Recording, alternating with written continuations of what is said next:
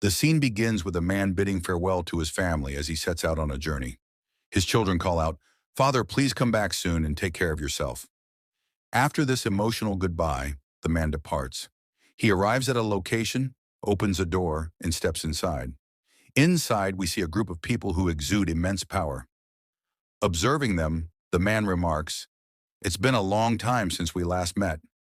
In response, one of them, named Yuk, known as the Fist King, replies sarcastically, "You're the one saying that?" A woman, Seali, the Empress of the North, looks at the man and scoffs. Why was this old man invited here? We are introduced to another person named Hyun, who hails from the Shaolin Temple, and a fourth individual introduces himself as Baek Muryong, leader of the Fire Dragon sect. Muryong respectfully addresses the man as the Sword Emperor, saying, "I hope you didn't face any difficulties getting here." The Sword Emperor cuts him off, saying, "Stop the nonsense. Do you think I didn't notice the spies you sent after I left the martial world? Now explain why you summoned an old man like me." Muryong replies, "If that's the case, let's get straight to the point. Countless sects like Wudong, Yongnen, and Huashan have been wiped out. The one responsible for this destruction is a mysterious individual. We know nothing about this master, neither their identity nor their motives. However, those who have encountered him describe him as a demon obsessed with fighting, which is why they call him the Mad Demon." As Muryong speaks, we see someone approaching their location. Muryong continues, "That's why we've gathered here, to end his madness." Suddenly, there's a massive explosion, and the person responsible for it announces, "Chasing powerful energy, I've arrived at a familiar place." The Mad Demon, our MC, enters the room and observes, "Interesting. The leaders of the Great Five sects have gathered here. It seems like you've been waiting for this moment." The Sword Emperor looks at the MC and thinks to himself, "Is this the Mad Demon everyone's been talking about?" He feels an overwhelming presence, as if he's standing before the god of death, and mutters, "If that's the case," gripping his sword, he declares, "You're the only one who's ever forced me to draw my blade." Without waiting, the Sword Emperor charges at the MC shouting, "Heavenly Sword, first strike!" He unleashes a flurry of sword strikes, reducing the MC's body to pieces. Seeing this, Yuk smirks and says, "Looks like the old man underestimated him. If it ends like this, it's going to be boring. Didn't I warn you? They call him the Mad Demon for a reason." But then Yuk notices something strange and asks, "Wait a second, what's wrong with his reaction?" The MC, laughing maniacally, says, "Wow, that exceeded my expectations." Shocked, Yuk exclaims, "What is he?" The others watch in disbelief as the MC's body begins to regenerate. The Sword Emperor mutters, "Am I dreaming?" Muryong, equally stunned, says, "Is this the legendary martial art that grants immortality? The immortal body technique? It really exists." The story continues with the MC, Mad Demon, laughing and saying, "That was really entertaining. Let's have some more fun." Just then, the Yuks shout, "Old man, get out of the way." The MC smiles and responds, "You don't need to worry about that old man. I've already had my fun with him." We then see the Sword Emperor bleeding profusely before collapsing to the ground. The MC steps forward and says, "So, who's next?" Witnessing this, Shioli exclaims, "Muryong, calm down. You need to understand the situation." Muryong, however, replies, "I've never seen martial arts like this before." He looks at the Sword Emperor, who has been brutally defeated, and Yuk, Feast King, grows visibly furious. Muryong senses Yuk's rage and says, "There's a destructive energy building up." It becomes clear that the energy is being released by Yuk. Alarmed, Muryong shouts, "Yuk, calm down. You need to stay composed here."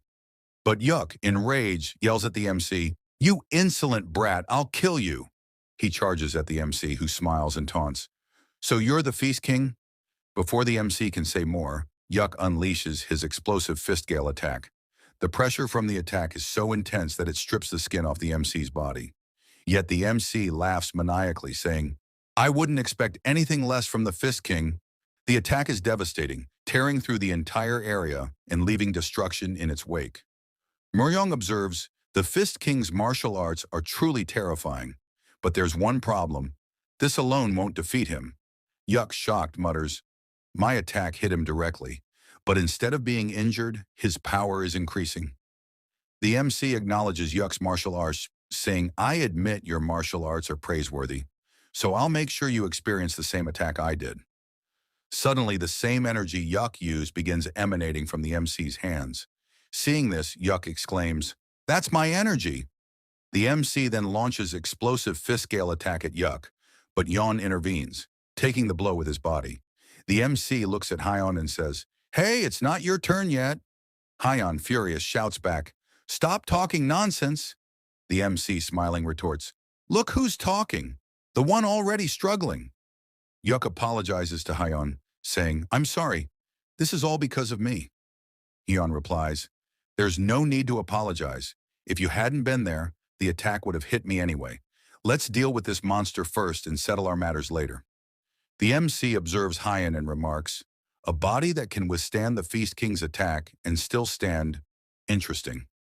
Moving toward Hyon, the MC comments, a body that seems indestructible. But before he can finish, Seoli attacks him with her ice-cutting sword, yelling, stop toying with us! The MC smiles and says, is this the Northern Ice Palace's martial art? I've only heard of it.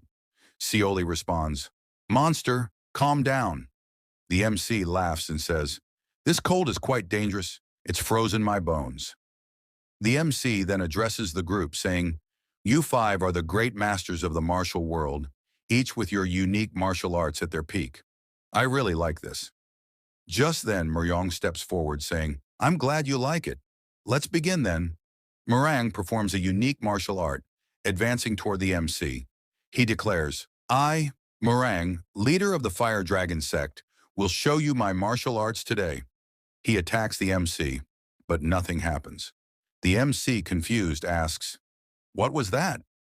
Muryong replies, I've trapped you in eternal darkness. The MC shouts, what nonsense is this? We see several bands of energy slowly binding the MC. As the bands completely envelop him, the MC screams, what have you done to me? My body is losing its strength. The MC is fully trapped, unable to move. Hyon asks Muryong, what kind of martial art is this? I've never seen anything like it. Muryong explains, this is a treasure of the Fire Dragon sect, passed down from leader to leader. This sword, the Eclipsing Blade, has the unique ability to trap anyone it cuts in eternal darkness. It's so powerful that it's never been used in history. I can't say how long it will hold, so stay prepared. After this, we are shown a scene 3,000 years into the future, where the same statue is enclosed in a special case. Following this, we see the outside of the case, and its name is revealed. It's called the GSP Zone. Then we meet a person who introduces himself, saying, my name is Mark, and I'm from the Earth Promotion Team. Hearing this, another person responds, all right, be cautious because things here are quite delicate. Did you come alone from the advanced team? To this, Mark replies, oh no, someone else came with me. We then see a girl and Mark says, she's the one who came with me. At the same time, Mark looks at the girl and thinks to himself, where is she going alone without saying anything? Next, we see the same girl moving forward saying, so I've finally arrived on this planet. But just then, Mark comes from behind calling, Team Leader Lena. Seeing this, Lena says to Mark, why are you so overly excited? Are you here to have fun? Hearing this, Mark smiles and says, until the main team arrives, we don't have much to do here, so it's like a vacation for us. Hearing this, Lena frowns and says, I must admit, you're quite bold. As they move forward, Mark says to Lena, Team Leader, I never thought you'd join the GSP team. Hearing this, Lena asks, what exactly do you mean by that? Mark replies, because someone like you, who despises the idea of aliens so much, is now on a planet where aliens gather. This is truly curious. Then we see that both of them have stepped outside, where there are numerous aliens. Seeing them, Mark says, even those alien species are here that we haven't been able to find until now. Watching Mark's antics, Lena tells him, stop acting foolish. This place is very dangerous. To this, Mark replies, oh, Team Leader, things are different here. During the tournament, everyone is equal. Lena responds, I hope the aliens think the same way. But Mark, you should focus on finding out what's making them dissatisfied. As Lena looks at Mark, he is wearing something and says, "Team leader, look at this. How does it look?" Seeing this, Lena replies, "Looking at your antics, I feel like I should have left you inside the exhibition hall." Mark asks, "But why?" Lena says, "Because you're bold enough to stay among these dangerous aliens." Hearing this, Mark looks at the aliens and says, "Team leader, you shouldn't say such things in front of them. It could be very dangerous." After this, Lena and Mark reach a location, and Lena says, "Finally, we've arrived. This is the place where we can truly say we're all equal." This place is called the GSP Tournament Arena. Then we are shown a scene inside the tournament where an alien shouts, "Welcome everyone from across the universe." This tournament happens once every 100 years and gives you the chance to elevate your civilization's level. Hearing this, all the aliens become very excited. We then see Mark and Lena, who are also present there. Mark says to Lena, "So, team leader, you came here just to watch the tournament?" Lena replies, "No, I'm here to observe their weaknesses." Hearing this, Mark thinks to himself, "What nonsense is she talking about?" Next, we are introduced to an alien named Agni, whose civilization ranks 972. We also see another alien named Panon, whose civilization ranks 9,630. It's announced that their battle will begin, and the winner will decide who will be in group number 6. The scene then shifts to the promotion hall, where one person tells another, "Come here quickly." When the other person arrives, he asks, "Did you hear that sound?" The second person responds, "No. What sound are you talking about?" At the same time, we see a crack forming in the statue, and our MC is watching them. After this, the narrator tells us that the location of the GSP planet is 500,000 light years away from Earth. Every 100 years, a tournament is held there in which every civilization participates. If you win this tournament, you are granted anything you desire. Whether it's to end war or hunger, you can rid yourself of all troubles. Similarly, on Earth, Gaio has been created, where the most powerful individuals reside, and we are officially eligible to participate in this tournament. Following this, we see the same white alien shouting, "They truly deserve the title of living flame species because the flame alone has created such an intense atmosphere in the entire arena." Then we see Panan, who remarks, "This flame is indeed extremely dangerous." Standing before Panan is Agni, who yells, "Today I will roast you completely with the help of my flame." Witnessing this, all the aliens in the arena begin chanting, "Agni! Agni!" Panan hears their chants but remains focused. At that moment, Agni approaches Panan and says, "How dare you ignore me?" Agni then launches a fierce attack on Panan. The audience shouts, "Agni's flame is so dangerous it could easily melt a Star Destroyer ship." Lena observes this and comments, "It seems Agni's civilization is also Tier 1. Agni, meanwhile, approaches Panan and taunts, "You fool! Now you've seen the immense power of Lord Agni." Mark, witnessing this, says to Lena, "How can we even think of defeating such a monster? Should we still search for their weaknesses, team leader? I don't think it will help us." Lena replies, "No, it's not enough yet." Mark retorts, "Team leader, I'm saying our time is being wasted here." Lena responds, "That's not true. There are certain things here that are crucial to realize. For instance, none of these aliens belong to the top tier 3, and some are only focused on the match. I thought this tournament was meant to elevate the rank of civilizations, so I expected different reactions from these aliens. The fact that tier 1 civilizations are nothing compared to them will be used as a weapon against their arrogance. So Mark, if you understand me, start focusing on their weaknesses." Mark reluctantly agrees, saying, "All right, but I still don't see how this will benefit us." Suddenly, a small alien, seemingly from the Piglo species, starts crying and yells, "Panan, you can't lose here! Get up quickly!" Mark notices her and thinks, she seems to belong to the Piglo species, but it's unfortunate for her that her opponent is tier 3 and a top ranker at that. As the heat of the flame subsides, Panan is nowhere to be seen. At that moment, another alien shouts, "Declare the winner already! That trash must have burned to ashes by now." Mark hears this and thinks, what is such a dangerous entity doing here? I must inform the team leader and leave immediately. But before Mark can act, the small alien angrily yells, "Hey, how dare you talk nonsense about Panon if you don't know anything about him?" The alien retorts, "You're just a little kid. What else can we expect from a lowly species like you?" Enraged, the small alien shouts back, "You're a kid yourself."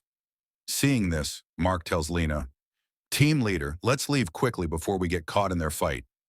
However, Lena ignores him. The alien boosts his muscles and taunts, "You little brat, do you want me to show you something interesting?" Flexing further, he says, "People like me are normal on my planet." His display terrifies the Piglo alien. Mark shouts, "Team leader, look over there." They see the alien transform his body and declare, "Even someone as normal as me can destroy your planet in just 10 seconds." His name is revealed to be Mr. Pixie, and his civilization ranks at 1,300. Before Piggy can attack Piglo, Lena intervenes and asks, "Did you boost your muscles just for this child?" Pixie responds angrily, "What did you just say?" Lena taunts, "You claim to be normal on your planet, but your behavior here clearly shows you're a loser there." Furious, Pixie shouts, "Why is this lowly civilization provoking me?" Mark, frightened, says, "Wait, I'm not with these lunatics." Lena mocks Pixie further, saying, "Even if you're angry, what can you do, loser?" Pixie, enraged, says, "What did you call me?" Mark pushes Lena aside, saying, "Stay away from me. He'll misunderstand because of you." Lena replies, "Is this how you intend to defend your team leader?" At that moment, Pixie prepares to attack, but suddenly something flies in from behind and stops him. A voice commands, "Stop right there." Pixie mutters to himself, "Why did it have to show up now?" Mark notices the object and asks Lena, "What is that?" Lena explains, "It's a patrolling drone." The drone asks Mark and Lena, "Did this individual harm you?" Lena smiles and responds, "Not directly, but this fool suddenly started showing off his muscles. It seems like he's drunk. It caused some inconvenience, but it's fine." The drone then turns to Pixie and asks, "Did you really display your muscles here?" Piggy, trying to downplay the situation, admits, "Yes, I was just showing off a little." Shrinking back to normal, he adds, "So technically, I didn't do anything wrong." As Pixie leaves, he says, "See you again." Mark mutters, "Not even in my dreams." Then he asks Lena, "Did you already know about this?" Lena replies, "Of course. Do you think I'm crazy to provoke a monster without reason?" Just then, Piglo comes over, holding Lena's dress and says, "Thank you for helping me." Hearing this, Lena angrily replies, "I didn't help you. Get out of here right now and stop annoying me." Hearing such words from Lena, Piglo starts to cry. Seeing this, Mark thinks to himself, "I knew something was off with her mood." Mark then places a hand on Piglo's head and says, "I understand you must have been scared, but don't worry, you can go back to your family now." However, Piglo brushes his hand away and snaps, "Stop talking nonsense, you coward." Then Piglo bows her head again and says thank you to Lena. Watching this, Mark mutters, "Why is she acting like I was the only one scared?" As far as I remember, she was scared too. Lena, hearing this, turns to Mark and says, "Shut up, you coward." After this, we see a group of aliens shouting, "Come out, stop hiding, and come forward." After behaving like this, how can you claim to represent your civilization? Lena observes this and says, "It seems everyone here is against Panon, and honestly, I expected this." Meanwhile, Agni appears saying, "It's been a long time since I've played hide and seek." Lena, watching this, wonders, will humanity ever be able to defeat such monsters? We then see a flashback where Lena is wearing different clothes, standing before patients in dire condition. Reflecting on this in the present, she says, "I shouldn't let such thoughts cloud my mind right now." Mark notices her demeanor and asks, "Are you okay?" Lena replies, "Yes, I'm fine. There's nothing to worry about." At that moment, a white alien announces, "This can't be. Panon has attacked Agni's blind spots." Lena is shocked to hear this.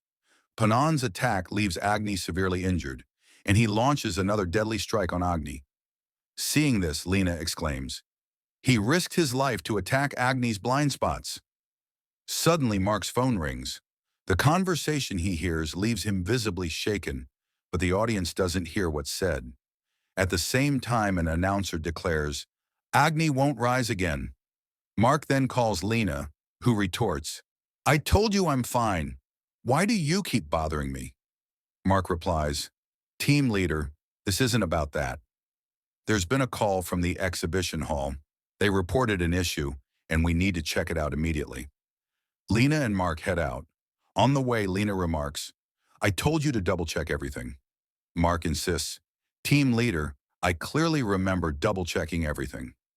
As they discuss this, they move forward, but someone is seen lurking near a pillar. Lena says, whatever it is, I've seen what I wanted to see, and I'm sure you've seen it too. I never thought that monster could actually be defeated here, but now I believe there are only a few opponents left that we can't defeat. Suddenly, a hand strikes Mark from behind. Lena turns and says, what kind of wind was that? But soon a massive hand grabs her head too. The scene shifts to a different location where Lena opens her eyes surrounded by numerous Pixies. One of them is holding Mark, who is in terrible shape. Lena, seeing this, shouts, Mark, wake up! The Pixie hear her and mockingly say, oh, you're awake. Were you calling for someone named Mark? Don't worry, we haven't killed him yet.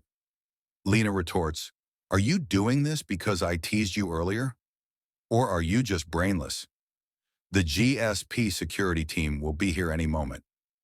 One of the Pixie throws her down, saying, how dare you speak like that? Most of the security devices on this planet are made with our technology. I've already taken care of them.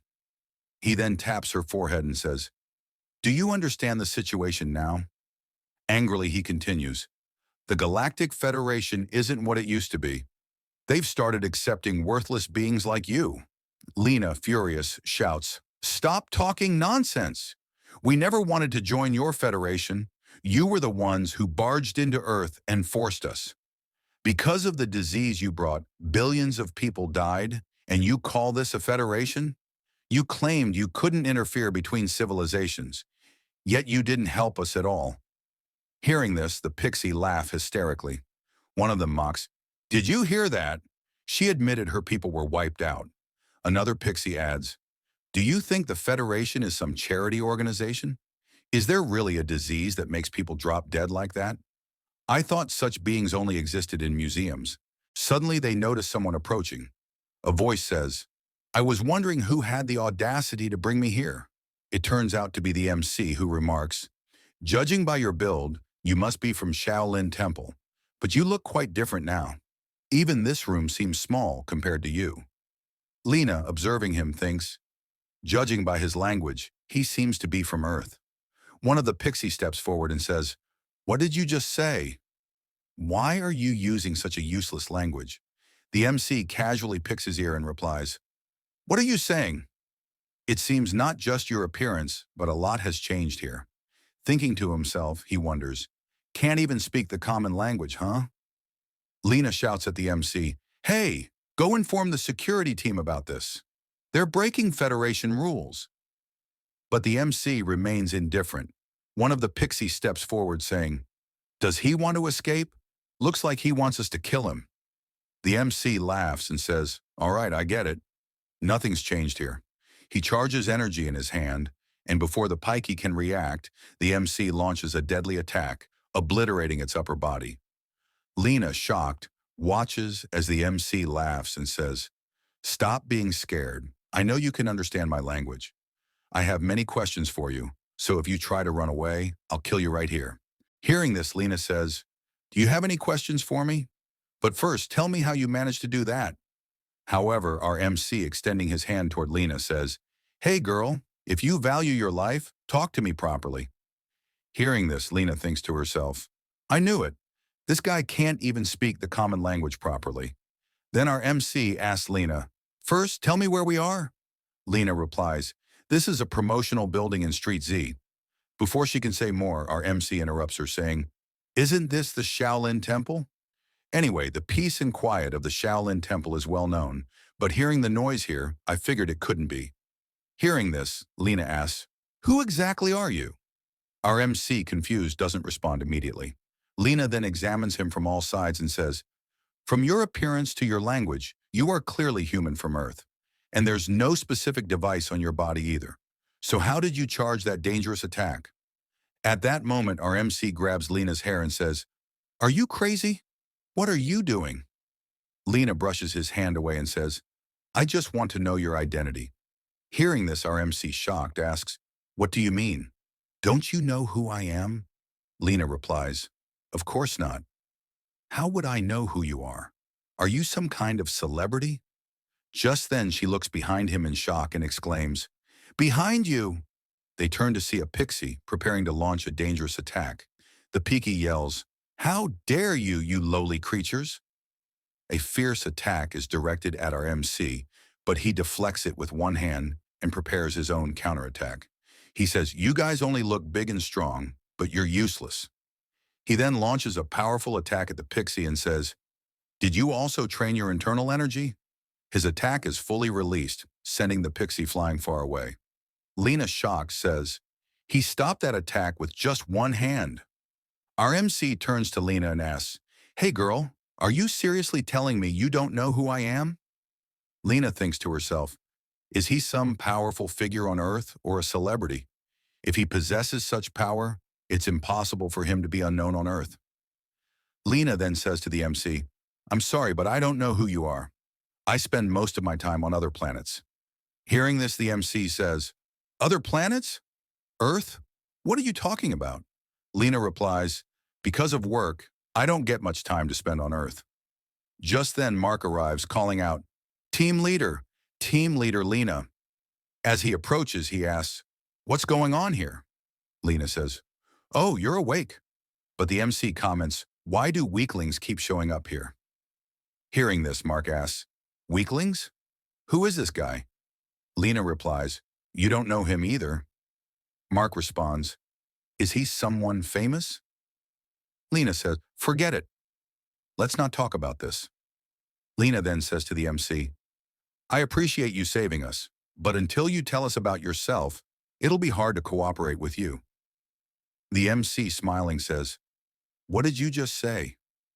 "Fine, I'll tell you who I am. I am the great demon Ma Jinwoo, the one who destroyed the great Force-X." Hearing this, both Lena and Mark make strange faces. Mark thinks to himself, "What kind of childish name is that?" He then says to Lena, "Team Leader, I think this guy isn't in his right mind." Lena, smiling, says, "Great Demon Jinwoo? I don't understand what that means, but it does sound extraordinary. Maybe he really is." Just then, the pixie, clutching his hand, screams, "How could we lose to such trash?" Mark, alarmed, yells, "So the aliens are behind all this?" The pixie, furious, says, "No, no! I don't need suppression from someone like this." MC watches all this silently. Lena then asks MC, "Great Demon Jinwoo, can you defeat him in his current state?" Mark shouts at her, "What nonsense are you talking about? Let's get out of here." Lena replies, "I feel like this is an opportunity." Mark argues, "Forget about opportunities. Let's just run." Lena responds, "I'm not leaving. I'll stay and watch this match." Mark runs off, shouting, "Fine. From now on, we don't know each other. Everyone here has gone mad." Lena thinks to herself, Mark is right. This does seem insane. Meanwhile, Mecha approaches the pixie, who now looks much more formidable. Despite this, Mecha remains unfazed and even laughs. The pixie, furious, thinks to himself, does Earth's Tier 1 civilization really have such potential? The pixie, grinding his teeth, says, "All of this is because of the suppressor." Then shouting, he declares, "To hell with regulations. I'll kill you with my own hands." Seeing this, Lena thinks to herself, this isn't stress anymore. Their cosmos space can freely manipulate metal. Around Jin, we see metals being manipulated. All the metals start rushing toward Jin with great speed.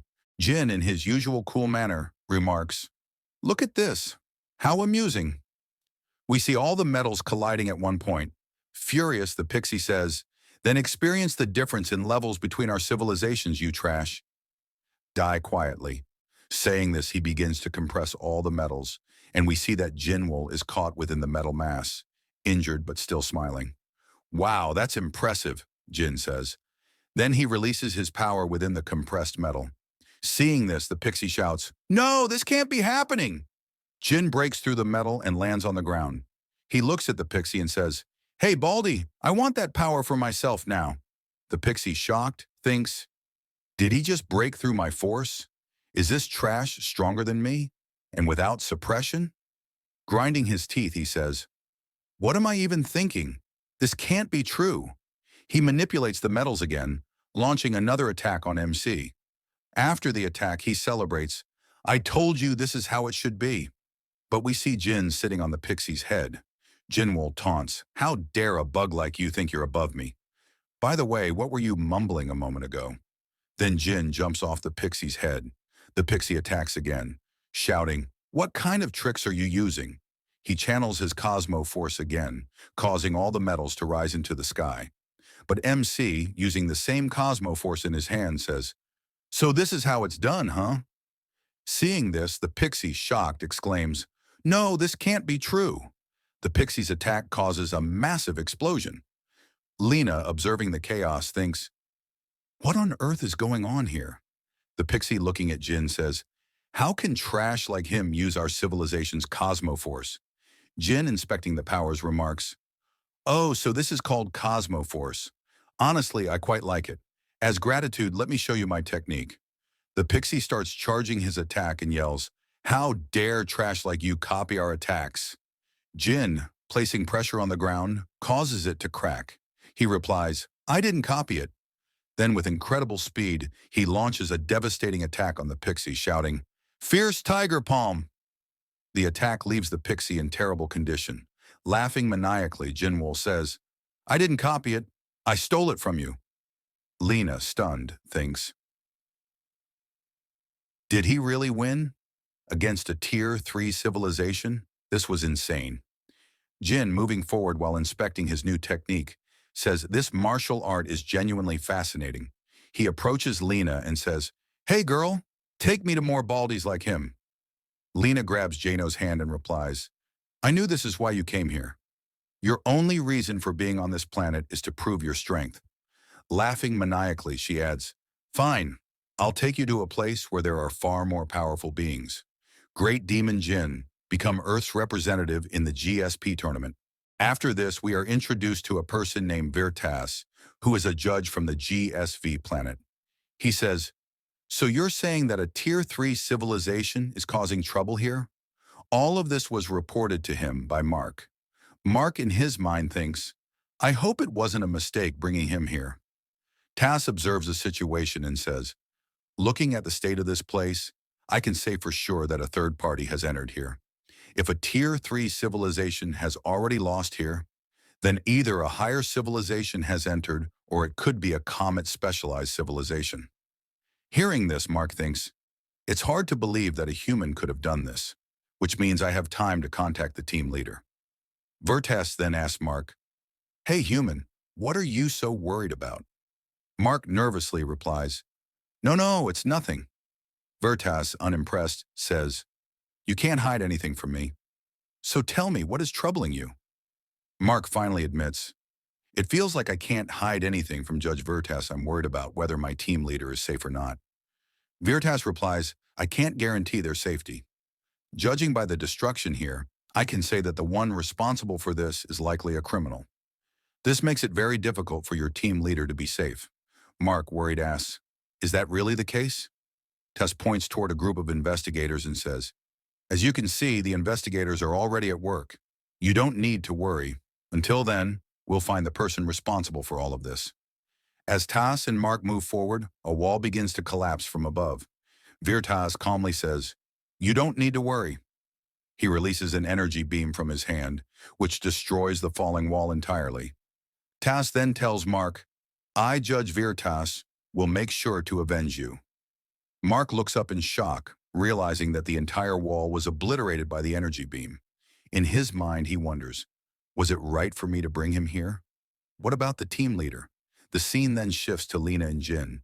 Jin is sharing his story with Lena, explaining, "After so much time, I finally regained my senses. When I looked around, I found myself here. Hearing this, Lena thinks to herself, sealed away, even in the martial arts world. Isn't this like a story straight out of a novel? Could this be why he couldn't speak the language before, but now speaks it fluently? It's because he absorbed Picky's power. I've never seen a Cosmo power that can assimilate others' powers. But the real question is, how did humanity lose such a power? Was it like losing a piece of advanced technology? We see Jinwoo turn away and start walking. Lena stops him saying, hey, wait! Where are you going? Jin, irritated, replies, keep wondering. I don't need your help. Lena insists, I told you, I'll take you to where the powerful people are. Jin retorts, I'll find them myself.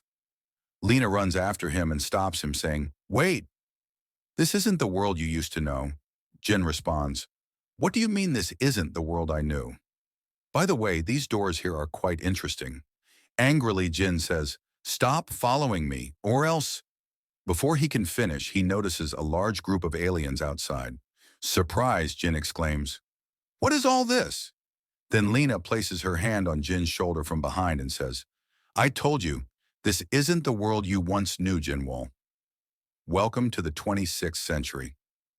Lena explains to Jin that this era is called the 2600 Space Exploration of Earth era. Hearing this, Jin is shocked and exclaims, Space Exploration era? Lena elaborates, as you can see all around you, this era is named so because humanity has started establishing contact with beings beyond Earth. Jin skeptically asks, so what did you gain by contacting these alien creatures? Lena replies, if that's your question, let me ask you this. Where do you think humanity stands when compared to the civilizations of these creatures? Jin responds, I have no idea because there are so many creatures here. How am I supposed to answer that? Lena explains, in this universe, there are a total of 20,000 civilizations, and when it comes to humans, we are at the very bottom of this food chain. Jin remarks, so you're telling me that even the creature I just defeated ranks higher than humans? You people are truly foolish. Lena admits, yes, I agree with you to an extent, but could you please talk to me respectfully? She continues, the civilizations in this universe are ranked based on their power, and relationships between them are determined accordingly. As I mentioned, humans are at the very bottom, far below even Tier 1 civilizations. Jin dismissively says, do you actually care about these useless rankings? Lena calmly counters, do you call this useless? Jinwoo retorts, of course. If I were in your place, I would focus on increasing my power instead of obsessing over these rankings. Lena then proposes, Jin, I have a suggestion for you. Jin becomes serious and asks, what are you suddenly talking about? Lena says, you simply want to find strong opponents and fight them, right? JJ responds, yes, you could say that. Lena grabs Jin's clothes and pleads, then please participate in the GSP tournament. It happens once every 100 years and gathers the most powerful beings. You'll find all the strong opponents you can imagine there.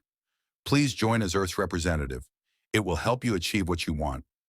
Jin brushes her hand aside and replies, so you're asking me to fight for you? Lena argues, you want to fight the strongest, don't you? Jin retorts angrily, stop this nonsense. Just because we've had a few conversations, you think you can use me? Do you think I'm a fool? Lena pauses for a moment before apologizing. If that's the case, then I'm sorry. Please consider this as a request. If you do well in the tournament, humanity could advance to become a Tier 2 civilization. Jin asks, why is this ranking so important to you? Lena shouts, it's not just about the ranking. Jin mocks her, saying, and what will you gain from this? You'll just move up a bit. Nothing else will change.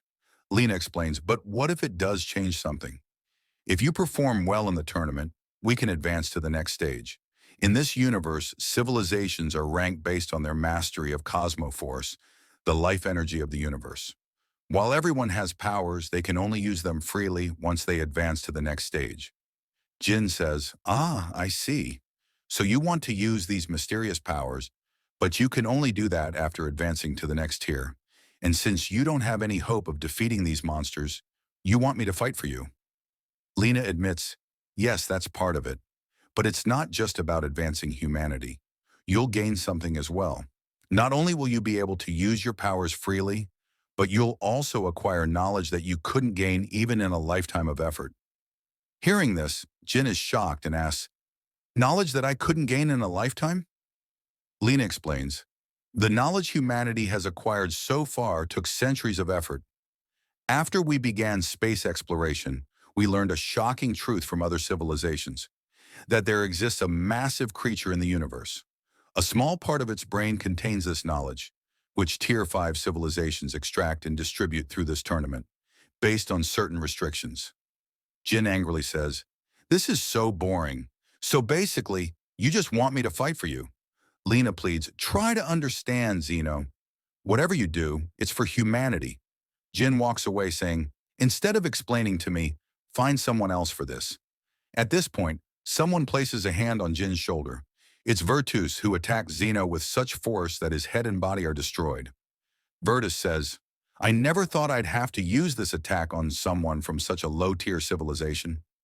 Vertus then turns to Lena and accuses her, "You're involved in the Picky murder case, and for that I will deliver justice." He attacks Lena as well, saying, "This will hurt a lot." But suddenly a voice interrupts, "Hey you!" Lena, shocked, sees Jin regenerating thanks to his regeneration ability. Furious, Jin says, "How dare you bring me to this state?" Even Vertus is stunned. Jin warns him, "Don't even think about moving until I put you in the same condition." After this, we are shown a different scene in a new location where the Piglos reside. The same Piglo from before is revealed to be named Mala. Mala tells her mother that an earthling sister helped her. Hearing this, a Piglo named Grog says, "Did a human really help you fight against the Pixie civilization? It seems humans are braver than the rumors suggest." Mala's father, Kulak, adds, "I will definitely repay their debt." At that moment, another Piglo enters and asks, "Why are you all so happy without me?" Grog replies, "Do you even know that our little girl narrowly escaped a huge problem while she was out cheering for you?" Mala, overjoyed, shouts, "Panan!" and runs to hug the newcomer, Panan. Grog expresses her worry, saying, "I was so concerned about you. Are you all right?" Panan reassures her, "There's no need to worry. I'm fine and still ready to fight." We learn that the Piglo civilization ranks 4,800th.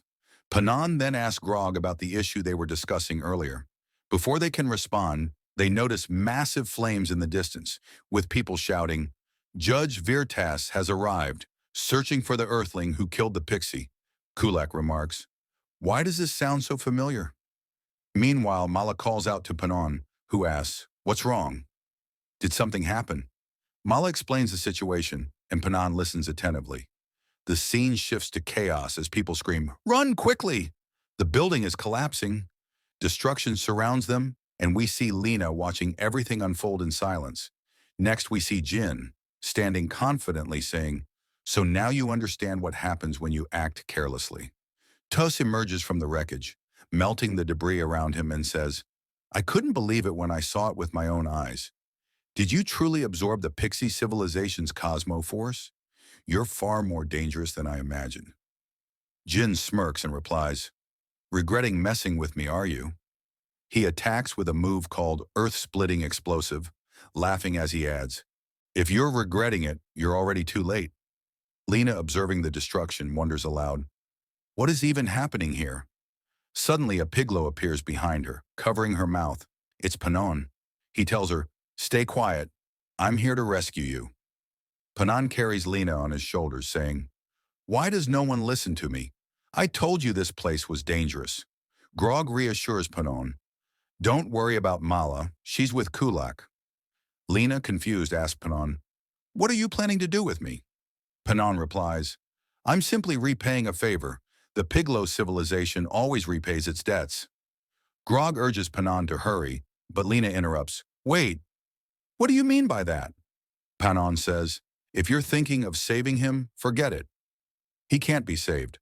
The judges are far too powerful for anyone to stand against." The scene shifts back to Jin, who is attacking Tus with numerous clones. Ratus comments, So you have more tricks up your sleeve than just the Pixie civilization's powers. Vertus then charges a deadly attack in his hands, unleashing it with devastating power, wiping out all of Jin's clones in one move. He sneers, "What a useless trick." However, Jin suddenly appears behind him saying, "I wish you could say that again." Jin charges a powerful attack of his own, but before he can strike, Tusk places a single finger near Jin's head. Jin, sensing the danger, exclaims, "No!" Vertus unleashes a devastating attack on Jin, leaving him severely injured. Vertus smirks and says, "You truly have a lot to offer." After this, we return to Panon's scene, where Lena angrily yells at Panon, saying, "You scumbag alien, let me go. If you want to save someone, don't save me, save him." Hearing this, Grog angrily retorts, "Didn't you hear what we told you earlier? No one can stand against a monster like that." Panon tries to calm Grog, saying, "Relax, Grog. Besides, she saved our Mala." Grog, still furious, responds, "Brother, stop it already. How long will you keep harping on the same thing?" Panon snaps back, "Shut your nonsense." Just then, something falls from the sky. When the Piglos go to investigate, they find none other than Jin in a terrible state. Seeing this, Panon remarks, "Where did this dry firewood thing fall from the sky? Is this the earthling that girl was asking us to save? Was he really fighting Vertus?" Grog interjects, "If that's the case, we need to leave quickly because Vertus will be coming this way soon. Let's leave these two here and get out of here, or we'll end up dead like them." Lena, however, keeps looking intently at Jin, who, despite his condition, begins to move. Seeing this, Lena exclaims in relief, "Just as I expected." She then urges the Piglos, "Wait a minute, look at him once." The Piglos notice Jin screaming loudly, and in shock they say, "He's still alive? It's hard to believe. He's regenerating quickly, even after being burned by Vertus' flames. Could this be the Earthling's cosmic force?" At that moment, Tus arrives. Grog is startled and exclaims, "Tus!" Tus commands the Piglos, "Leave the criminals here and get out of here." Hearing this, Grog says to Panon, "You heard him. This is our chance. Let's leave quickly." But Panon ignores her and asks Lena, "Do you think he can survive?" Lena confidently replies, "Yes, I think he can. I've seen him recover from even worse injuries." Hearing this, Panon says, "If that's the case, take him to the GSP registration office and make him a fighter. If that happens, Tus won't be able to touch him." Grog tries to stop the Panon, pleading, "Please, brother, don't do this." But Panon steps forward and says, "Until then, I'll try to hold him off. You two, head to the registration office quickly." Grog, frustrated, angrily shouts, "You're such a fool." She then grabs Lena and runs off, saying, "Don't die no matter what happens." Panon reassures her, "Don't worry. With this victory, we'll gain a weapon that will surprise him."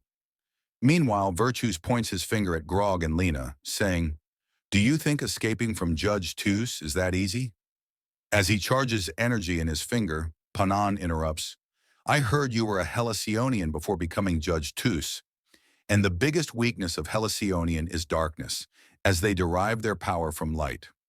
Dark energy begins to spread around Tus, causing his attack to fail. Panon, now wielding darkness, declares, 'Our Piglo civilization's power is darkness.' He looks formidable and adds, 'Protecting everything related to Mala is an order from my ancestors.' The scene shifts to the GSP tournament player registration office, where a staff member, Kyranos, hesitates, saying, 'I'm sorry, no matter how many times you ask, I can't do this.' Grog yells at her, 'Stop apologizing and register him quickly.' Lena shows her ID card, saying, 'I'm Earth's representative.' But Kyranos, looking at Jin's condition, says, 'But look at his state.' Jin, despite his injuries, yells, 'I'm fine. Continue the process quickly.' The other aliens overhear the commotion and murmur, 'What's going on? Is someone from outside causing trouble?'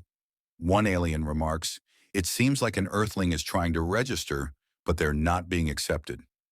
Another alien smirks, 'Are weaklings like them trying to participate in the tournament?' The aliens mockingly laugh, saying, 'If we face them in the tournament, winning will be so easy. If that's the case, we should help them get in. They give creepy smiles and one alien shouts at Kyranos, "What's the delay? Hurry up and register them." Under pressure, Kyranos says, "Fine, I'll proceed with the registration process." Hearing this, Lena urges, "Then what are you waiting for? Start now." But Kyranos replies, "Before starting, let's confirm one thing. Where is your player?" Lena realizes Jin is missing and panics, thinking, "Where did he go now?" The scene shifts back to Tus, who has caught Panun with one hand. Tus says, "I don't understand what you hope to gain from risking your life for them." I can never fully understand the Piglo civilization. Just then, someone shouts at Tus, "Hey, you scumbag!" It's none other than Jinwol, furious and ready to fight. Jin angrily declares, "Now you die." Tus, charging energy in his hand, retorts, "It's no surprise why civilizations like yours are called fools." Before their attacks collide, Panon uses his dark energy to seal Tus's power temporarily. He yells at MC, "Earthling, attack him as fast as you can." I've temporarily sealed his power. Jin attacks, saying, "This scumbag will learn how powerful my martial arts are." His attack breaks Tus's armor, leaving him vulnerable. The scene then shifts to a different location where we see Mark, visibly upset, saying, "No, no, this isn't my fault. If team leader Lena hadn't done anything there, none of this would have happened." However, Mark's attention is suddenly drawn to a massive explosion in the distance. Shocked, he exclaims, "Is this a terrorist attack or some kind of explosion?" The scene then transitions back to Jin and Tus, where we see that Jin's attack has shattered Tus's mask. Jin, smirking, says, "This is no joke. You took an attack from me that should have left you in pieces. Yet here you stand, unharmed. If that's the case, then I want your power for myself." Tus, enraged, yells back, "I won't forgive you for this. Do you even realize what you've done? You've scratched my mask, which was directly bestowed by the divine. For that, you'll pay." Tus covers his face with one hand while charging energy in the other. We see a divine hand forming over Jano, who has no idea what's happening. Tus continues, "This is what I wanted to do from the beginning." The divine hand launches a deadly attack on Jin, but he manages to dodge it just in time. However, in a blink, Tus appears right next to Jin, shocking him. Jin mutters, "Your movement speed is seriously problematic." Ignoring Jin's words, Vertus grabs his face and throws him far away like a ball. Not stopping there, Tus charges energy in his hands and unleashes another devastating attack in Jin's direction. The attack is immensely powerful. Meanwhile, we return to Mark, who is on a call saying, "Yes, I've arrived. Team leader, as you said, the person is here." Hearing this, Lena yells on the call, "Are you sure about this?" Relieved, she says, "It's good to know he's safe." Gog adds, "Did he recover so quickly from such damage?" However, Mark interrupts, "Team leader, there's no need to celebrate just yet." Lena, puzzled, asks, "What do you mean?" Mark, looking at Tus, replies, "It doesn't seem like he's safe just yet." We then see Tus glaring at Jin, saying, "It's truly surprising that you're recovering even after taking such damage." Jin, however, is in terrible shape, visibly struggling. Tus charges energy in his hands and says, "I don't know where a low civilization like yours got this kind of power, but you will die here." As he prepares to attack Jano again, Kyranos yells, "Vertus, stop!" Tus, surprised, asks, "Kyranos, what is it?" At this point, it's worth noting that the two are communicating telepathically. Kyranos says, "You can't kill that Earthling because he has registered for the GSP tournament." Hearing this, Tus replies telepathically, "What nonsense are you talking about? He was fighting me the whole time, so when did he register?" We are shown a scene from 30 minutes earlier, where all the aliens are gathered around Kyranos, urging her not to waste time and register quickly. Some aliens are even saying things like, "Hey Kyranos, hurry up and register. You can't discriminate here." Others complain, "How shameless." Even though she's part of the staff, she's refusing to register. Hearing all this, Kyranos is visibly frustrated and retorts, "Your insistence here is pointless. It would be better for you all to calm down." In response, Gaug accuses her, "Hey, racist, what exactly are you saying?" Meanwhile, Lena also chimes in, "You should be honest about your job. You can't treat us unfairly like this." These comments further irritate Kuranos, and just as she's about to yell, a tiny alien raises its hand and says, "Excuse me, as far as I know, there's another method to register when the participant is absent." Another alien agrees, "Yes, you're right. I've heard about this too." This prompts a third alien to question, "If such a method exists, why don't we know about it?" Kiranos thinks to herself, "Of course, you wouldn't know. Low civilizations like yours aren't informed about such things." However, an idea strikes her, and she says aloud, "All right, I understand." She then places some documents in front of them and says, "If you can fill these out with your own hands and give them back to me, I will register you. If not, leave without any further questions." Lena and Gog start examining the documents, but Gar angrily exclaims, "What is this? This isn't in any common language. It's in a high-tier civilization's language. How are we supposed to understand a language we've never even seen before?" Kiranos laughs mockingly. "You don't know? That's quite unfortunate." Gog shouts back, "Of course we wouldn't know. Give us a document in a common language." Kiranos continues laughing and says, "I'm sorry, but this is all we have. The registration system was created by a higher civilization, so naturally it's in their language." Meanwhile, some aliens mutter among themselves, "I knew something would go wrong. We shouldn't have wasted so much time on this registration nonsense." Others complain, "Why isn't there a computer for this?" However, Lena begins filling out the document, and the sound of her writing catches everyone's attention. Shocked, Gog asks, "Do you understand this language?" Even Kiranos is stunned, thinking to herself, "No, this can't be possible. It's unimaginable that someone from a low civilization could know a high-tier language." Kiranos takes the document and examines it closely, becoming even more shocked. She says aloud, "I can't believe my eyes. How is this possible? How can someone from a low civilization read and write this language?" She then directly asks Lena, "How can someone like you from a low civilization understand this language?" Lena ignores her and continues writing. In disbelief, Kiranos thinks, "According to the minds of Earthlings, it would be nearly impossible for them to even differentiate the structures of this language, let alone write it. Yet she's not only writing it, but creating structures herself. This is truly remarkable." The scene shifts back to the present, where Tus grumbles, "Maybe someone secretly helped her." Kiranos responds, "Yes, that's possible. But even if someone did help her, it's not illegal here." She adds that Earthling filled out the document with her own hands, and such precision would require memorizing millions of structures. Even if she managed to memorize them, forming sentences would still be a struggle. Yet she's doing it flawlessly. Tuss, frustrated, exclaims, "This is absurd. Even for civilizations like ours, which specialize in this language, such a feat is extremely difficult." Kuranos calmly replies, "We can't cancel this registration. Helping someone isn't illegal here. Do you want me to delay it for a while?" Tuss thinks for a moment and then says, "No, wait. I'll think about it." He looks at Zeno and mutters, "Who is this guy? Other civilizations are risking their lives to protect him, and he even has someone who understands the language of higher-ups. Even if the entire universe wants to save this boy from me." Vertus charges energy into his hands, but then stops and says, "Fine, I'll let him go for now, but I'll personally investigate this further." He thinks to himself, "This is the first time I've seen someone from a low civilization who isn't afraid of me." The scene shifts to Mark, who nervously reports on a call.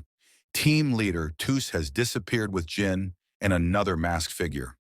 Lena, alarmed, yells over the call, "What do you mean by disappeared?" Gog also angrily shouts, "How dare you call my brother a masked figure?" Kiranos intervenes and saying, "You two are overreacting." They've been taken to the competitor recovery room to heal quickly. Gog questions, "How did her tone change so quickly?" Kiranos, annoyed, shouts, "Get out of here already!" A week later, GPS recovery room, where Jin is placed inside a tube. Lena stands nearby with Mark asking, "Team leader, do you think he'll recover?" "I've heard that broken things rarely get fixed." Lena snaps, "Stop talking nonsense. He'll recover." Then we see a flashback scene where a man says, "In the world of martial arts, a legend was passed down through generations about a master spirit who had uncovered the ultimate truth of existence and was on the brink of reaching the summit of enlightenment. This spirit sought a worthy successor to inherit its unfinished mission and guide it to the pinnacle." Baek Jayun, the young heir to the Fire Dragon sect's leader, dismissed the tale as mere folklore, like many others. However, his perception changed when the legendary spirit chose him. Baek Jayun gained unrivaled power, rendering him invincible. He believed he was destined to rise to the pinnacle of the martial world. But fate had other plans. Years of bloodshed and horrific experiments in pursuit of immortality left him a broken man. The spirit that once guided him had grown silent. As an old man, Baek Jayun wondered why the master spirit had abandoned him, but no answer came. One day his chief scientist rushed to the palace with news of a breakthrough. The scientist presented a test subject and an elixir of immortality. The subject, a young boy, had survived the experiments but was transformed into a monstrous being. The boy was treated as less than human, silenced and powerless to fight back. The scientist boasted about the boy's resilience, claiming he could survive months without food or water. But Baek Jayun was unimpressed. He had waited years for true results, and all he saw was a failed experiment. Frustrated, Baek Jayun used his magic to force the scientist to drink his own elixir. Helpless against the spell, the scientist consumed it and transformed into a monster, just like the thousands of others who had fallen victim to his experiments. Baek Jayun, now dying and coughing up blood, had only one question. Why had the master spirit abandoned him? He pleaded desperately for the spirit to reveal the secret of immortality. Finally, the spirit answered, but not as Baek Jayun had hoped. The spirit called him a fool who had squandered his chance. The true immortal body had already been created. It was the boy, now consumed by his thirst for revenge. Enraged, Baek Jayun attempted to use his magic to stop the boy. Despite his efforts, he could not accept the spirit's betrayal.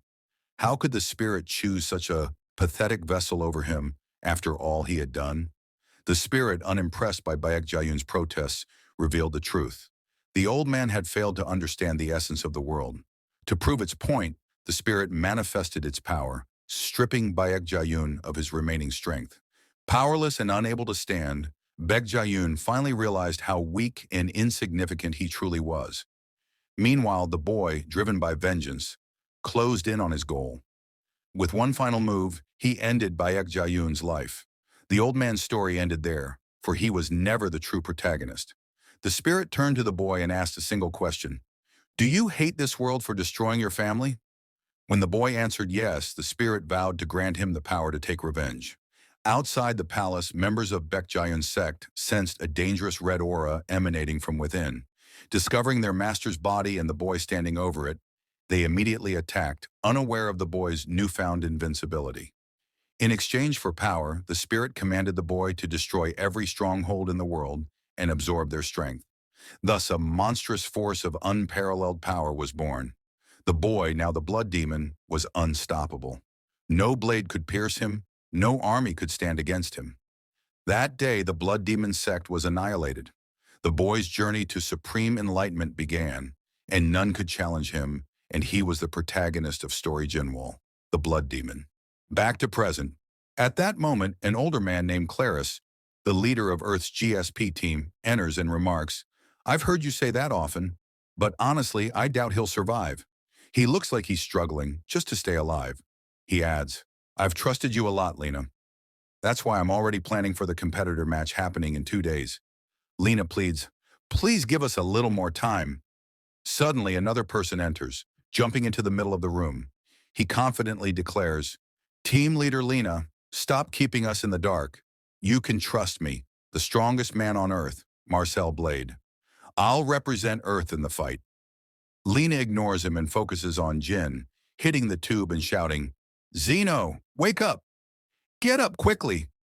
Claris places a hand on her shoulder and says, "Calm down. Don't worry so much.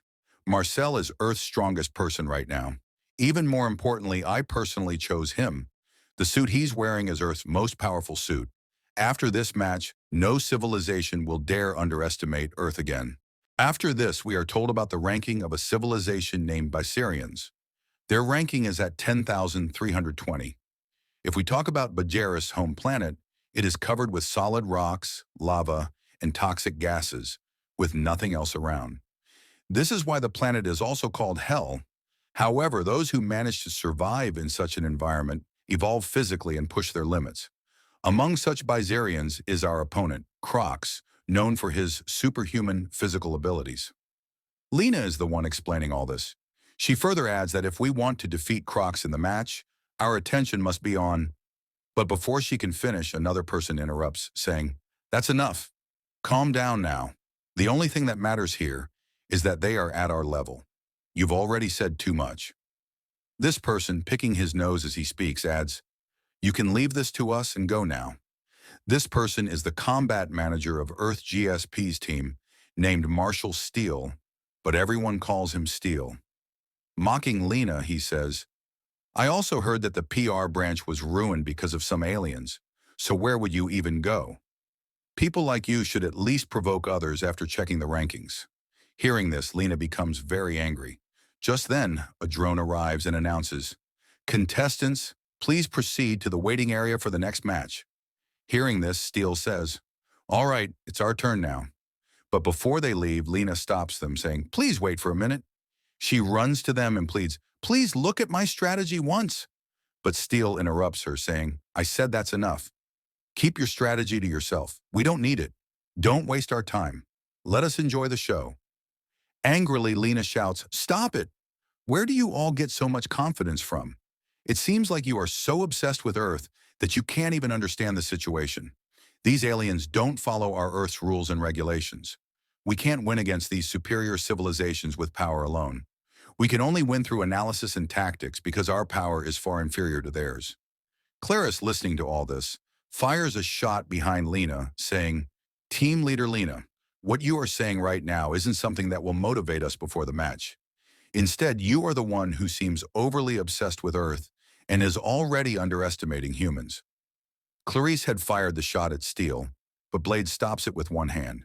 Seeing this, Steele exclaims, "Seriously? The old man is crazy. He actually shot at me." Blade then tells Lena, "We've been trying to win this tournament for a long time. Apart from time and money, the most important thing we've invested is hard work. So I hope you understand what I'm saying." After putting on his suit, Blade says, "Please trust me just this once." Then as Blade walks away, he adds, "I hope you'll cheer for me a lot." But Lena is deeply troubled by all this. Next, we see the scene of the GSP tournament, where the host is shouting, thanking all the audience for coming.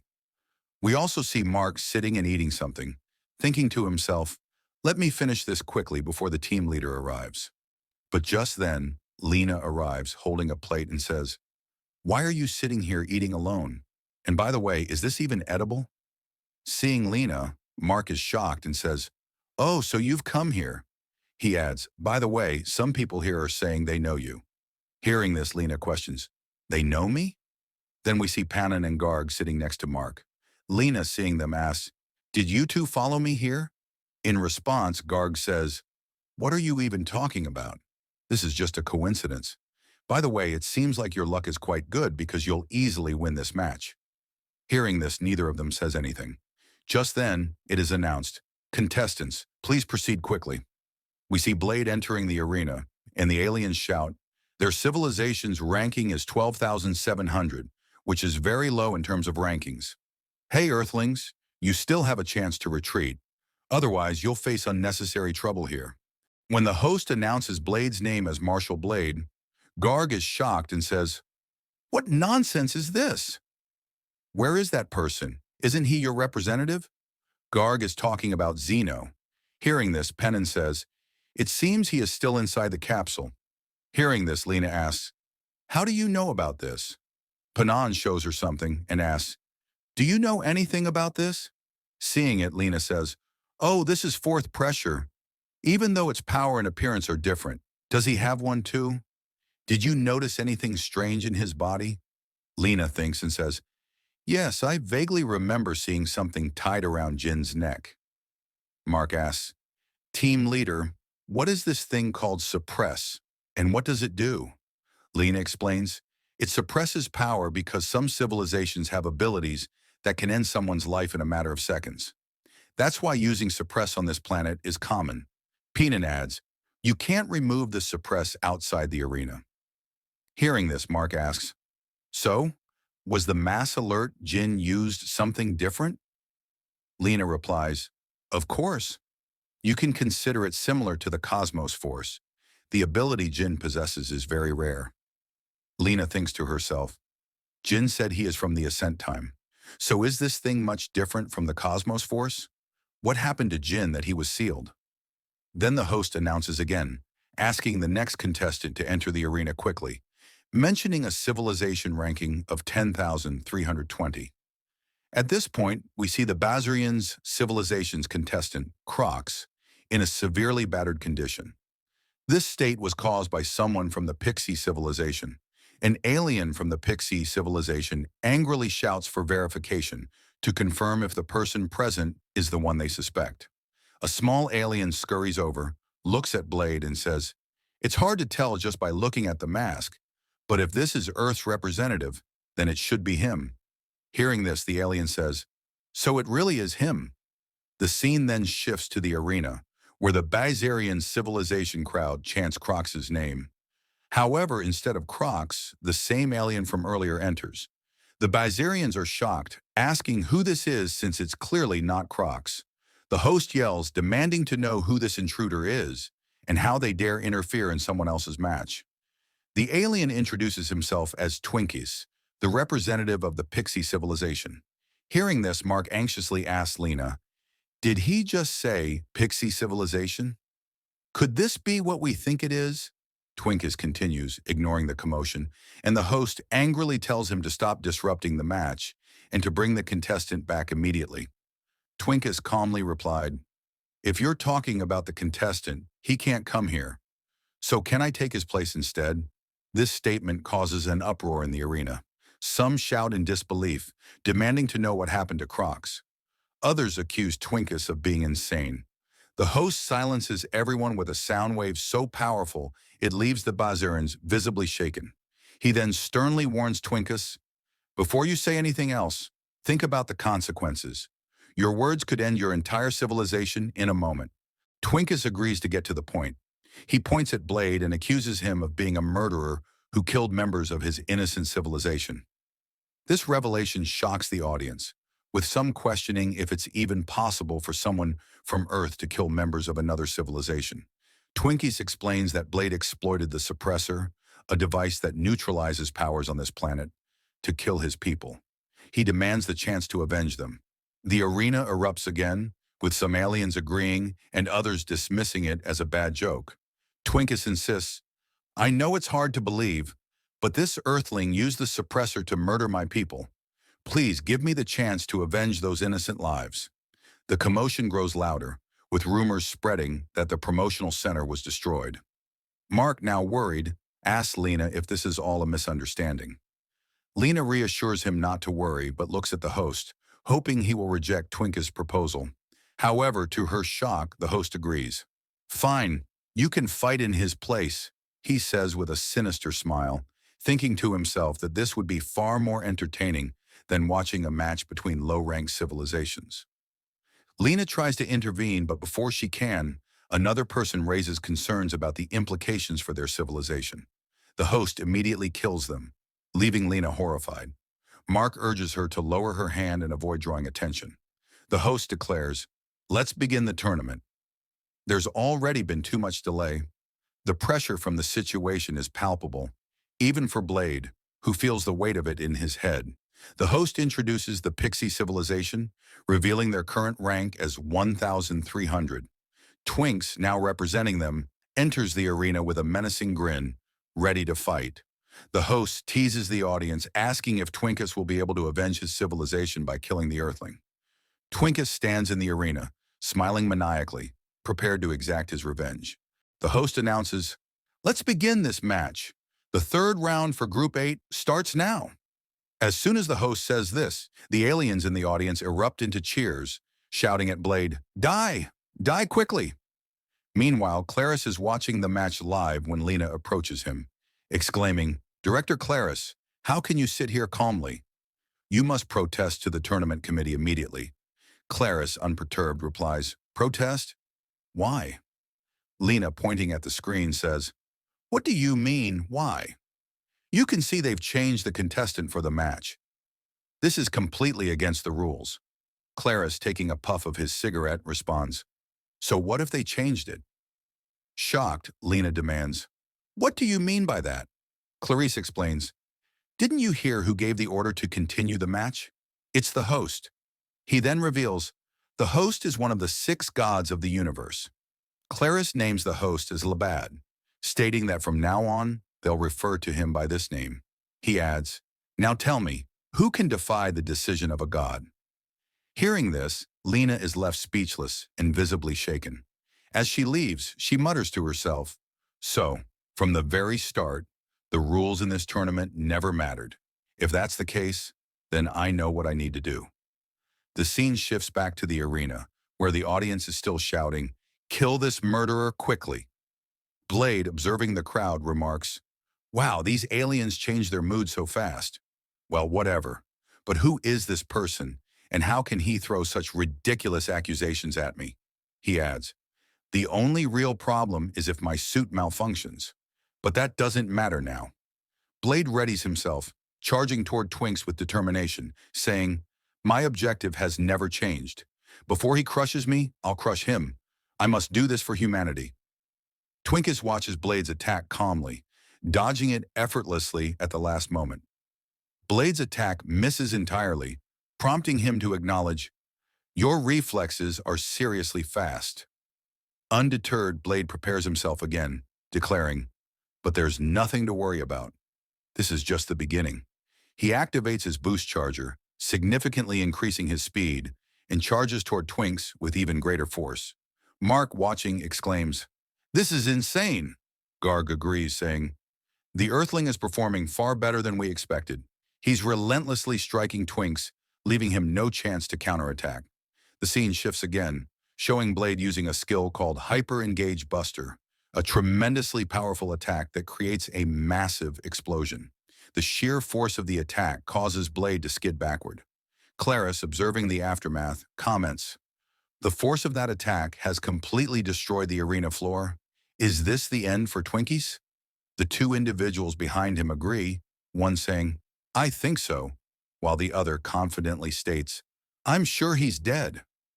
They point out Blade, who appears visibly confident in his victory. Claris, looking at Blade, remarks, "Once again, you've completed an impossible mission, just like the first time we met." A flashback begins, showing a soldier being shot and killed. A group of attackers mockingly asks, "Where is the great general hiding?" Blade and Claris are shown hiding from the attackers. One of them taunts, "The moment you discovered our clan's location, you should have considered yourself dead. There's no point in hiding. Come out now, and we'll spare you a painful death." Claris then tells Blade, "Hey, young soldier, I'll distract them. Use the opportunity to escape and report their location to headquarters. These murderers must be stopped at all costs." The scene shifts to the group of attackers who suddenly hear gunfire. Startled, they become alert and shout, "So, you rats are hiding there." The gunfire was initiated by Blade, and seeing this, Claris exclaims, "What are you doing?" Blade replies confidently, "Don't worry, I'll take care of them quickly and return." Claris tries to stop him, saying, "Don't be foolish." He narrates that gunfire continued for a while before Blade returned, carrying a person he had killed. Blade tells Claris, "Let's head to headquarters and report this. We still have our next mission to complete." The scene shifts back to the present, where aliens in the audience wonder, "What's inside that smoke?" To their surprise, Twinkies is still alive. The audience exclaims, "It's Twinkus! He's not dead!" That means the fight isn't over yet. But with the kind of damage that Earthling caused, Twinkus shouldn't even be able to move. Blade, impressed, remarks, "Your endurance is truly remarkable. But if that's the case," before he can finish, one of his arms is severed. A shocked Claris exclaims, "What just happened?" Blade's arm was cut off in the blink of an eye. Twinkus, visibly enraged, stands firm while Blade, Writhing in pain, mutters, "What just happened to me? What was that?" Twinkus approaches Blade and extends a hand, saying, "Why are you so surprised? Aren't you the one who killed my children?" Blade, confused, asks, "What do you mean by that?" Before he can say more, a sonic attack hits him, shattering his armor completely. The force of the attack sends Blade flying across the arena, crashing hard into the ground. Twinkies mutters, "Did he really kill my children?" He then calls out, "Flock, check his face and confirm if this is the person." Flock examines Blade and says, "No, this isn't him." Twinkies, relieved, says, "I knew it." He approaches Blade, points at him, and demands, "Tell me where that scoundrel is." Suddenly, Twinks cuts off one of Blade's legs. Blade screams in pain as the audience watches in horror. Clarice, witnessing the scene, mutters, "It looks like Blade won't be able to make a comeback from this." This has turned into a torture show for the Earthling. Twinkies lifts Blade into the air with one hand, and the crowd erupts in shock. Steel, another spectator, yells, "Enough, alien! Stop this! Blade, just give up!" Blade, coughing, replies, "Director, what do you mean by this? This mission involves the lives of millions of humans." He gathers his strength and attacks Twinks, saying, "I won't give up here." But before Blade's attack can land, Twinks moves his finger downward, slamming Blade into the ground with tremendous force. The impact is so severe that the arena floor cracks, and Blade is left in a dire state. Labad, observing, comments, "Twinks easily blocked Blade's final attack. It looks like the Earthling's journey in this tournament ends here." Just then, Lena enters the arena shouting, "Who do you think you are to end the Earthling's journey here?" She throws something into the arena and yells, "This is just the beginning." The object lands in the arena, and Labad demands, "Hey girl, what trash have you thrown into the arena? Get it out of here immediately." Guards seize Lena, but she ignores Labad and shouts to Blade, "Blade, enough! You've done too much already. Leave everything to this now." Flock suddenly exclaims, "Your Highness, this is the person who brutally killed members of our civilization." Hearing this, Twinkies mutters to himself, "Is this the trash she threw here?" But then he feels a sharp pain in his head and is shocked, thinking, "I was sure this person was dead. How is he alive?" It's revealed that the person is none other than Jin, who clutches his head in rage, muttering, "Damn it! Next time I'll kill that scoundrel for sure. I'll destroy him in a way he doesn't even deserve." Jin stands up confused and asks, "Where am I? And what's all this noise?" After this, we are shown a scene before Zeno's arrival. We see Blade lying on the ground, and Labdon remarks, "Marshall has fallen to the ground. It seems he won't even be able to counterattack." Galg adds, "As expected, there's a significant strength difference between the two. That's why the chances of the Earthling winning were Jinram the start." Meanwhile, Mark is on a call saying, "Team leader, where are you? We are about to be eliminated. Do you want me to come over quickly?" All right, I'm coming. No need to shout." Then we see Mark leaving and thinking to himself, "Gate 5 should be here. What exactly is going on over there?" Someone is shouting, "Put the Earthling patient down immediately, or you'll face severe consequences ahead." We see Lena walking while guards surround her, trying to restrain her. Lena shouts at Mark, "Don't just stand there. Stop them quickly." But seeing the guards, Mark panics and starts running with Lena instead. Lena, frustrated, yells, "What are you doing? I told you to stop them." Mark replies, "What nonsense are you spouting? You want me to stop them? They could crush me like an ant. And what's that you're carrying on your back? Have you lost your mind?" Lena smiles and says, "What did you say?" "What am I doing? You could call it the last hope of Earth." We see Jin, who looks pitiful in his current state. Lena tells Mark, "I'll explain everything later. For now, just stop them." She pushes Mark away. Mark, shocked, shouts, "Where are you going? Leaving me behind." Lena replies, "I'm sorry, Mark. I'll never forget your sacrifice." The guards chase after her, yelling, "Earthling, stop! This is your last warning." Hearing this, Funk turns around and, shocked, asks, "What are you people doing here?" Lena throws Jin into the arena and says, "Who are you to decide that our journey ends here?" Lebed shouts at the guards, "What are you doing? How did you let her do this?" The guards try to explain, but Labad interrupts. Enough! Take this trash she's thrown here and get rid of it. Lena responds. What did you just say? Trash? Let me tell you, this is the warrior who single-handedly defeated the warriors of the Pixie civilization. This trash is the representative of Earth, the great demon Jinwall, who fought shoulder to shoulder with Vertus. Funk mutters, she conveniently left out the important parts, but never mind. I'm not too bothered by that. Lena's words shock the aliens. One says, is she joking? Another adds, this can't be true.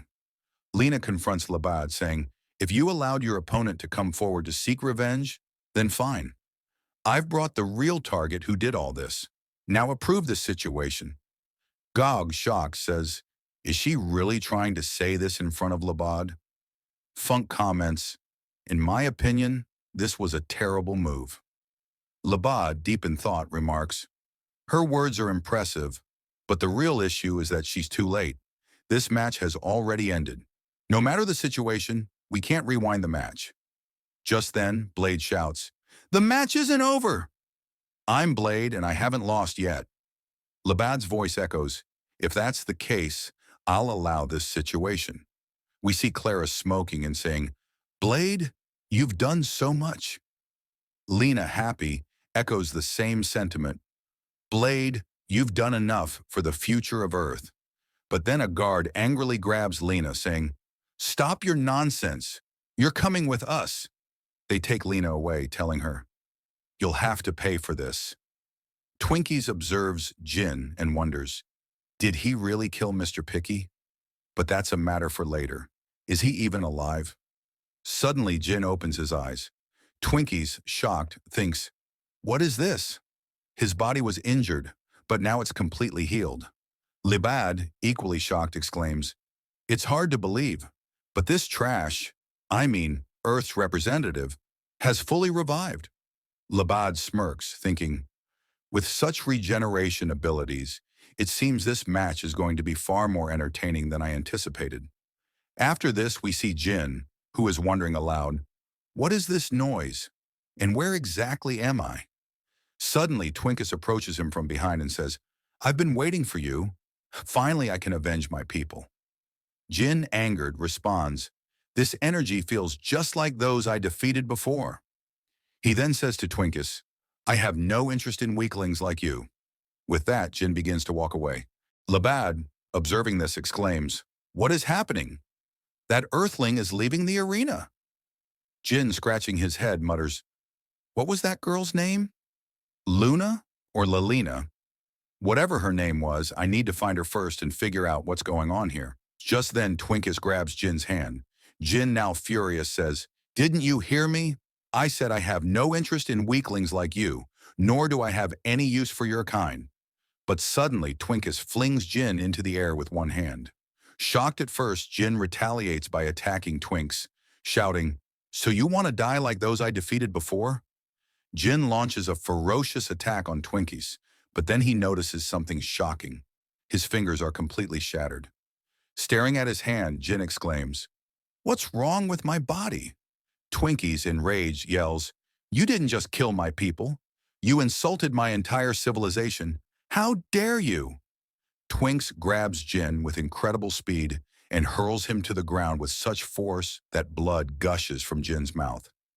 Jin quickly retreats, examining his body, and says, what's happening to me? I can't use any master techniques except for the Immortal Spirit Foundation. Meanwhile, Twinkus delivers a devastating punch toward Jin. Seeing the attack, Jin thinks, it seems I have no other choice. Jin starts laughing maniacally and says, fine then. I'll fight the way I used to. He tries to dodge the attack, but his lower body is completely destroyed in the process. Only the upper half of Jin's body remains intact. Despite this, Jin charges at Twinks with incredible speed. Twinkies laughs and mocks him, saying, is this all your species is capable of? But then Jin uses his fingers to gouge out Twinkies' eyes. Twinks screams in pain, my eyes! Jin then shoves a finger into Twinks' mouth and strikes him hard with his other hand. This causes Jin's thumb to be severed and lodged in Twinkies' mouth. Jin, pleased, says, go ahead, Eat it! Twinkus, enraged, slams both his hands together, crushing Jin between them. Blood splatters everywhere. Twinkies looks down to see Jin's lower body lying motionless. Labad, watching, comments, "That was truly entertaining. The prince's immense strength has completely obliterated Jin's upper body." Twinkus, with smoke rising from his mouth, mutters, "What did that scum make me eat? If you regenerate again, I'll crush you once more." But then two hands emerge from Twinks' mouth, accompanied by a sinister smile. It is Jin. In a creepy tone, Jin says, "If that's what you want, I'll do exactly as you wish." Twinks, horrified, pleads, "No, no, stop." But before he can say anything further, Jin tears his way out of Twink's mouth. Seeing this, Labad remarks, "Even in this situation, Jin is able to regenerate. Truly, if you think about it, he's like a living bomb." But the troubling thing here is that Twinkies has dislocated his jaw to avoid severe injury. Witnessing this, Gorg exclaims in shock, "Wow, that was worth seeing. Who could have thought regeneration ability could also be used for attacks?" She then turns to Panon and says, "Brother, I think if he gives one or two more hits, he might win here." We then see Twinkas, whose body is in terrible condition. Hearing Gorg's words, Panon replies, "Yes, you're right. If he can pull that off, he'll easily win here." At that moment, a person interrupts them, saying, "It's really disappointing to see that your fighting skills are much better than your ability to judge a person. If I share my opinion here, I'd say that Earthling had only one chance to win, and he's lost it. Twinkies won't give him another chance, and now the Earthling has 0 chances of winning. Defeating Twinkus is impossible for him now." Hearing this, Gorg angrily responds, "Would you care to tell me how you're casually sitting here and talking to us like this?"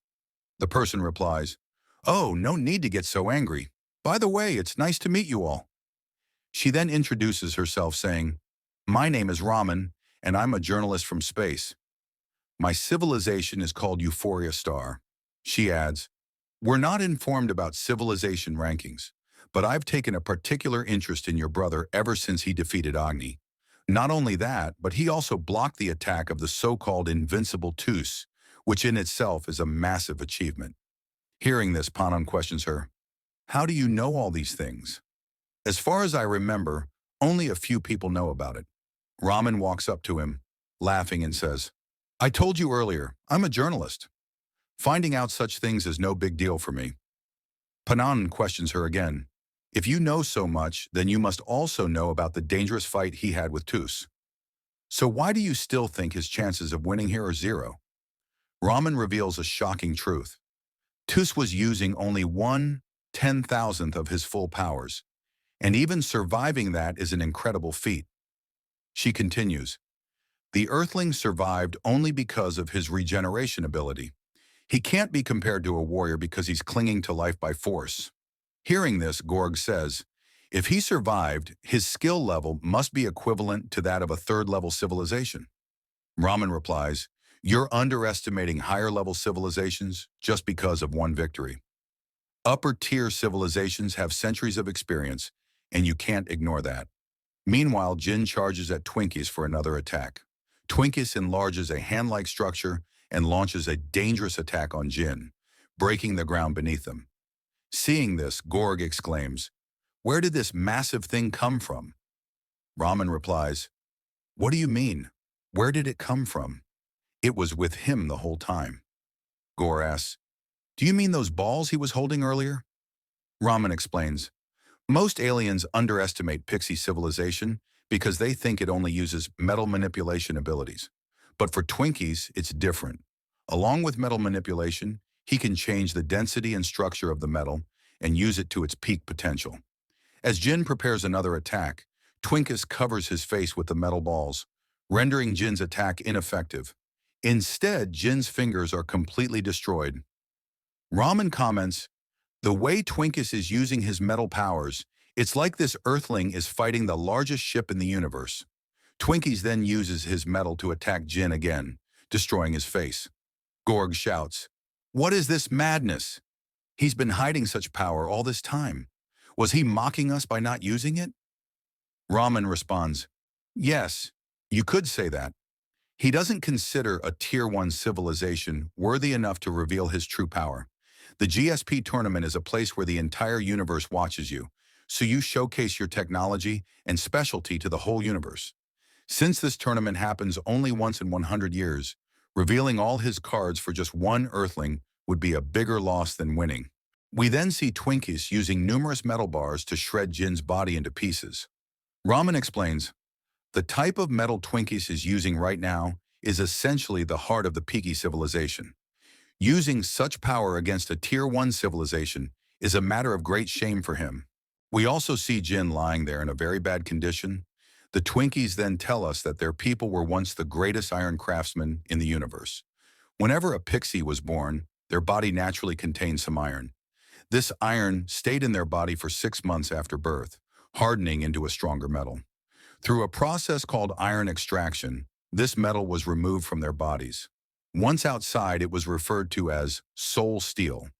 Although soul steel wasn't particularly strong or widely useful, every Pixie considered it a part of their identity and held it in high regard.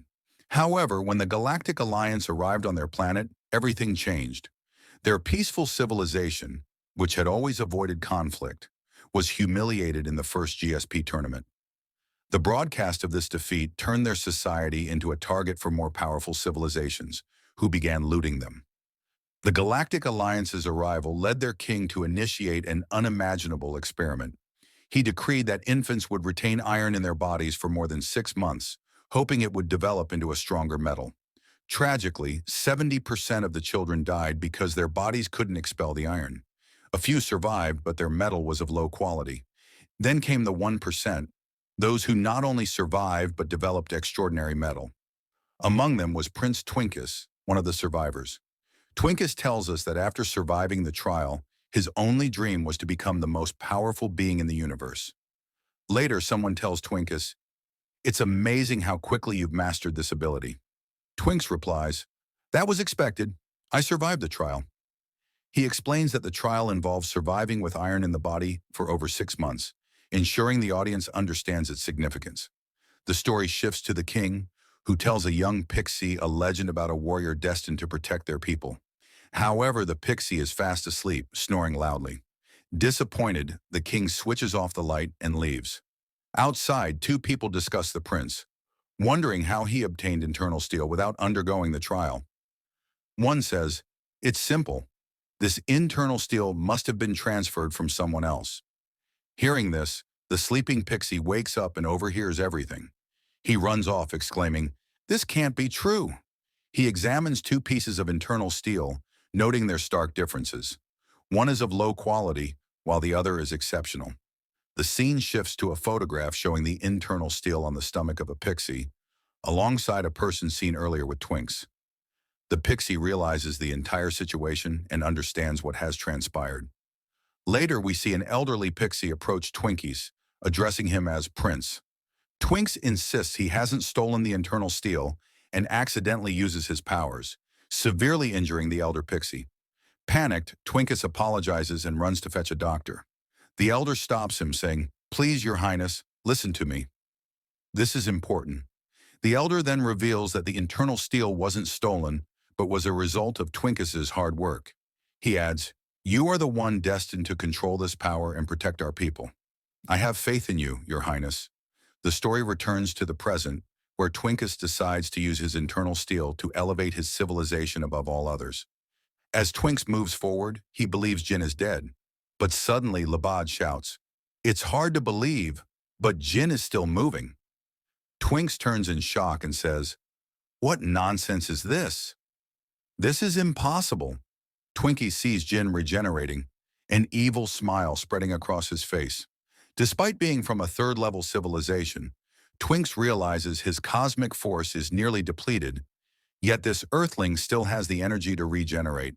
Seeing Jin recover, Labad shouts in disbelief, "It's hard to believe this Earthling is back on his feet. Does this Earthling have no limits? He keeps recovering over and over again." Meanwhile, Twinkus is in terrible shape, but without wasting time, he charges an attack in his hand and launches it at Jin, yelling, "You scoundrel! I'll keep attacking you until you're dead." However, before Twinkus can strike, Jin vanishes from his spot and reappears right in front of him in the blink of an eye. Witnessing Jinwoo's incredible speed, Twinks thinks to himself, what just happened? His movement speed is completely different from before. From behind, Labad exclaims, Jin's speed is unmatched. Even commentator Ramen adds, truly, his speed is incredible. But still, it's useless because pixies have extremely tough skin. Before Ramen can finish her sentence, Jin attacks Twinks, landing a devastating blow to his face. Labad shouts, Jin just struck him on the right cheek. But Twinkus doesn't waste a moment and counters with his spear, directly hitting Jin. Before Twinks can follow up, Jin retaliates with another powerful attack, sending Twinks flying into the air. Without missing a beat, Jin leaps after him and delivers a series of brutal strikes mid-air. The damage is severe, leaving Twinks thinking, is this really an earthling? He's like a demon. Was he hiding his power all this time? Jin, now grinning wickedly, says to Twinkus, well, I don't know what just happened, but it seems like my lost power has returned, and that's very bad news for you. Charging his energy, Jin continues, let's finish this quickly. Suddenly, a massive explosion erupts. Seeing this, Elabad shouts, does this earthling have powers beyond regeneration? Lena, watching from a TV screen, hears Labad's voice and exclaims, Jin, I can really rely on you. But before she can say more, a guard interrupts her, saying, stop your nonsense and come with us quietly. The scene shifts back to the arena, where a young pixie cries out, Prince Twinkus, this can't be happening. Meanwhile, Ramen comments, it looks like the earthling was hiding his true power all along, which is why the tide is turning here. As for pixies, she continues, they rely heavily on their power and defense, which is why their reflexes aren't as sharp. That's also why they can't dodge the earthling's attacks. However, just then, Twinkus blocks Xeno's attack by converting his metal into a shield just in time. Seeing this, Ramen exclaims, I can't believe he managed to block that attack. But her remarks prompt Panon to give her a strange look. Annoyed, Ramen retorts, stop reacting like that. It's not necessary for everything I say to always be true. We return to Jin, who steps back and says, this metal is far tougher than I expected. But before he can say anything more, the same metal pierces through his stomach, completely impaling him. Twinks taunts Jin, saying, how dare you act this way?